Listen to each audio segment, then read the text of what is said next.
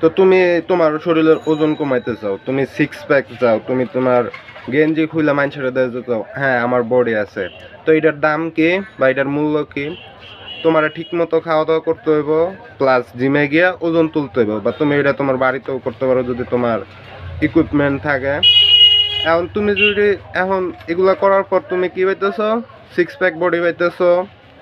এখন এটার লেগে তুমি যেই দামটা দিতেছ, ঠিক মতো খাওয়া দাওয়া করতেছ, প্লাস জিমে যাইতেছ, মানে ওয়ার্কআউট করতেছ, এটার লেগে তুমি এটা হইতেছে। এখন তুমি যদি এটার লেগে দাম দিতে না চাও, তাহলে তুমি ওই এটা পাইতে না। সব কিছুর মূল্য আছে। এখন দেখা গেছে অনেকে আছে এগুলো করে না, এবং পরে গিয়ে তারা ভাবে, তারা তাদের উপরে রাগ করে, তারা কিসের লেগে পাইতেছে না, কারণ তুমি এটা দাম দিতেছো না। সব কিছুর ওই মূল্য আছে, তুমি যেটা পাইতেছো ওটার লেগে তোমার দাম দিতে হইব।